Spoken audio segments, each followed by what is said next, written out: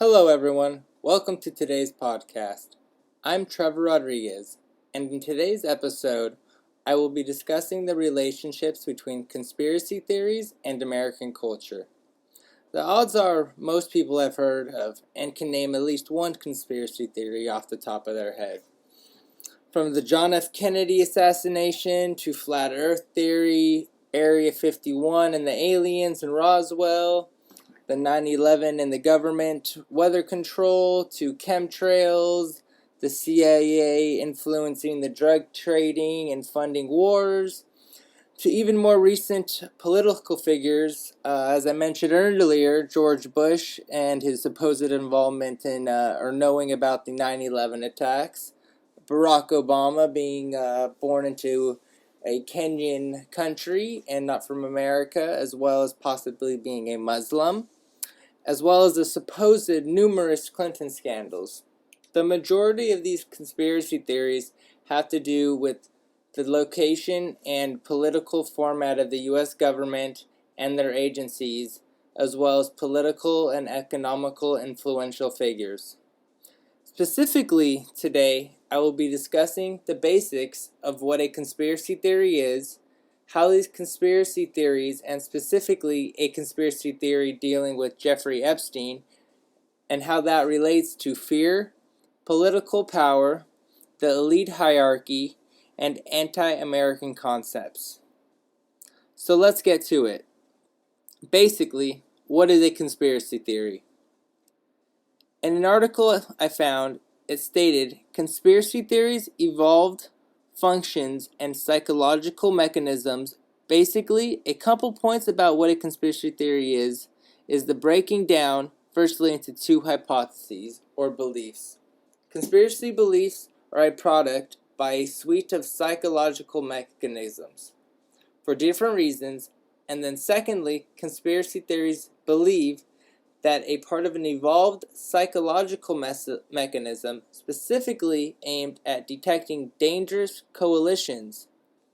This basically states that these theories were made in order for people to detect a threat that is being perceived psychologically. It also states a common definition of conspiracy theories is that the conviction that a group of actors or small people meet in a secret agreement with a purpose of obtaining some malevolent or evil goal. In the terms of looking at it today, that is usually seen as the American government. If there is some secret organization within the American government making decisions that may or may not be in the benefit of the greater good, for example, possibly the conspiracy that the government knew 9/11 was going to happen and did nothing to stop it, is an example here where we see that a select individual group possibly could have influenced a larger action. Therefore, the conspiracy is developed along those premises. Now to get into the specific conspiracy I will be discussing. This theory that has come up recently in the news is based around a man named Jeffrey Epstein. A little background about Jeffrey Epstein is that he made the majority of his money in the financial sector, dealing with financial consulting, banking, and hedge fund management. Both through his business dealings as well as associations with political figures, he learned to acquire and deal with high-ranking businessmen in America. Most recent scandal with Jeffrey Epstein is in 2019 when he has been accused of child sex trafficking ring both down in Florida as well as in New York. Previous to that, he had been charged in 2006 with the underage prostitution of a young girl. Jeffrey Epstein and his sex trafficking ring has been associated with many prominent political figures. The belief is that this underage prostitution ring was being run out of his privately owned island that he purchased in 1998 for around $8 million. On this island, Jeffrey built a huge complex and invited quite and a few very important and powerful people from around the United States. Over many years, he had some of the country's most powerful political and business leaders, as well as friends. It is documented that they visited his island. Not only did they visit his island, but he was also guests at their homes and them guests at his many homes, many times entertaining them on the island. Some of the most and prominent connections that Jeffrey Epstein had to famous and political figures would be Donald Trump, who had known him for around 15 years, a Harvard law professor named Alan Dershowitz, Prince Andrew, Woody Allen, Bill Barr, Stephen Hawking, Harvey Weinstein, Alec Baldwin, Bill Clinton, as well as Kevin Spacey, just to name a few of the major political, economical, and actors that have visited Jeffrey Epstein's island in the past. Obviously, many of them have come out to deny any involvement with Jeffrey Epstein or any connection with the Little St. James Island. The belief is that these friends of his, high-ranking political figures, went to the island in order to perform sexual acts of many different kinds. The belief is that these acts were of very explicit nature with underage women who had been trafficked to the island by Epstein. Due to Epstein's prominence and interconnection with these political figures that visited the islands and being friends or buddies with him, he was protected for many years from the law. However, with this most recent charge in 2019 with this sex trafficking of minors both in Florida and New York, he ended up in jail, and it seemed as if he was going to plead guilty to his charges as well as try to reach a deal with the convictioners, or the DA. This then made a great threat to all the high prominent political figures that he had hosted over at his island. The conspiracy now then escalates, where he supposedly died alone in his jail cell while he was supposed to be under 24-hour watch. The original coroner report said he died from strangulation. Also, the prison report said that he hung himself in his jail cell.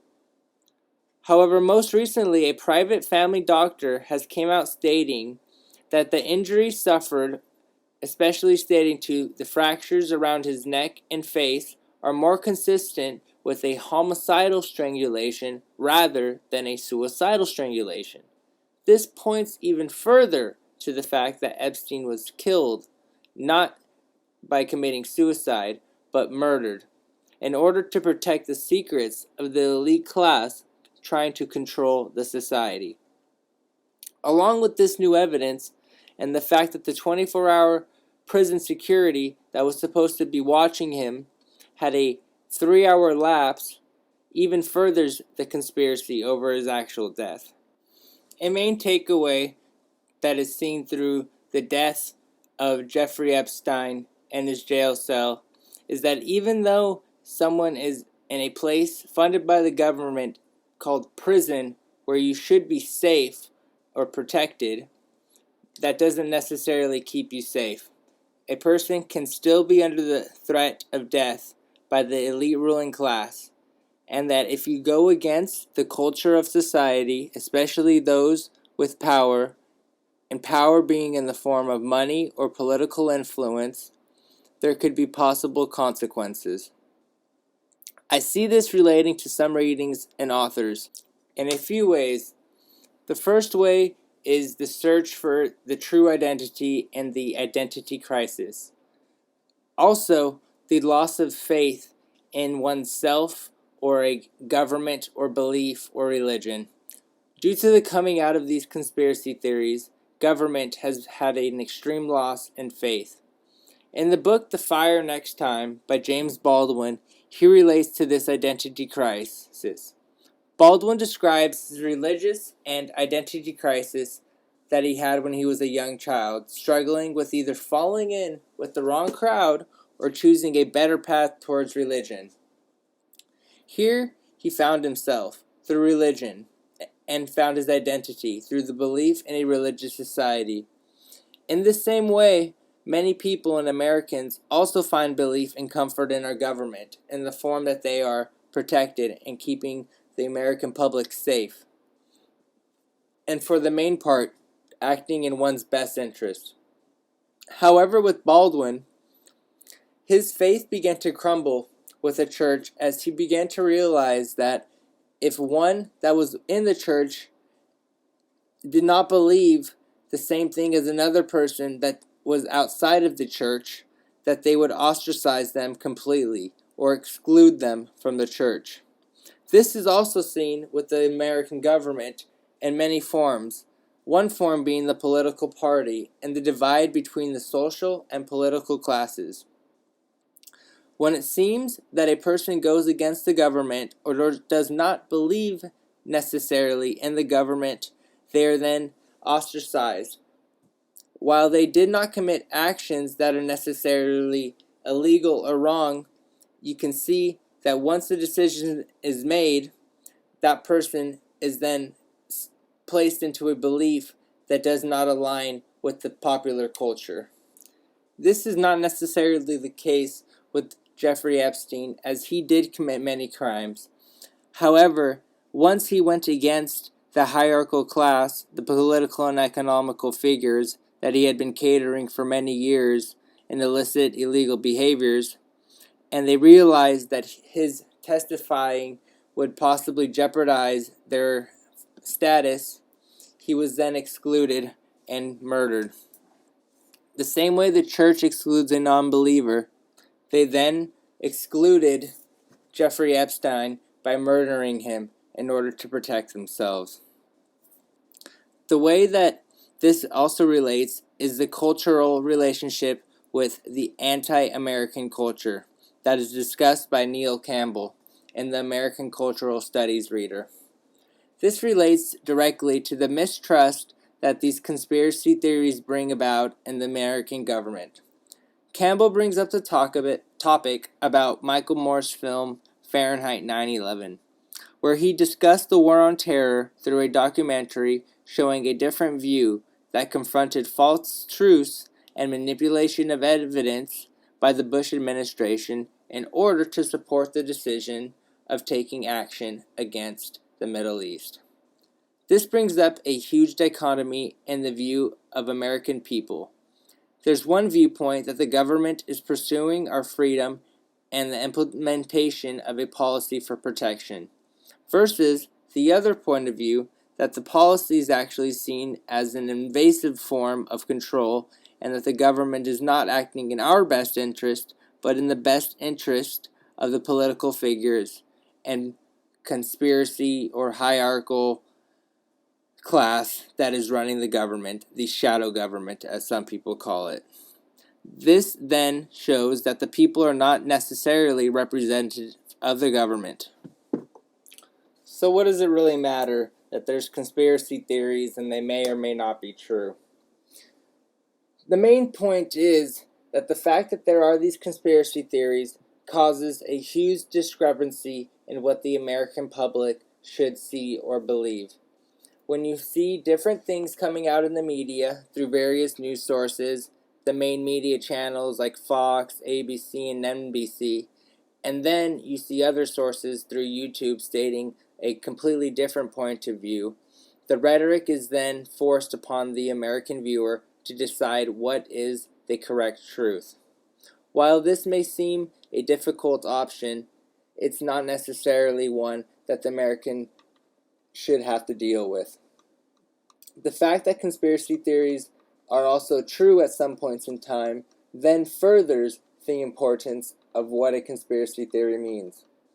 The fact that the government denies doing actions that are wrong or illegal in the constitutional view then shows that the government does not have a regard necessarily for their own laws. Therefore, why should a public figure also follow those laws, or any other citizen follow the laws of the government if they're not willing to follow the laws themselves? This then causes a huge distrust in the government and discourse in what a law-abiding citizen is and should be. It also changes the narrative. When the government originally came out, there was the narrative that the government was constantly protecting the people and acting in their best interest. This theory, the cultivation theory, is also seen through the depiction of protecting us from terrorists and cyber attacks through our military and force. This theory that the government is protecting us has been a long theory that has been developed and ingrained in our society. However, throughout the recent spread of technology and information, many secrets and conspiracy theories of government actions, of mistrust, and actions that really negatively affected the American people have come to light. In conclusion, conspiracy theories are a huge part of what it means to be an American and decide what to believe in, who to believe in, and how to believe it. Without an opposing view of the government, one would believe the constant rhetoric that the government is in our best interest and always doing right, therefore leading one more to a communistic mind state. The allowance of conspiracy theories and letting people come to their own beliefs and conclusions allows a more diverse concept and consciousness for the American people, providing a greater understanding of the truth of what is an American culture and what it means to be an American today. Well, that's all I have for today's episode. I hope you enjoyed the little explanation of conspiracy theories and how it relates to American culture. Again, thanks for listening, and hope you all have a great day. Bye-bye. If the government can't keep you safe, then who can?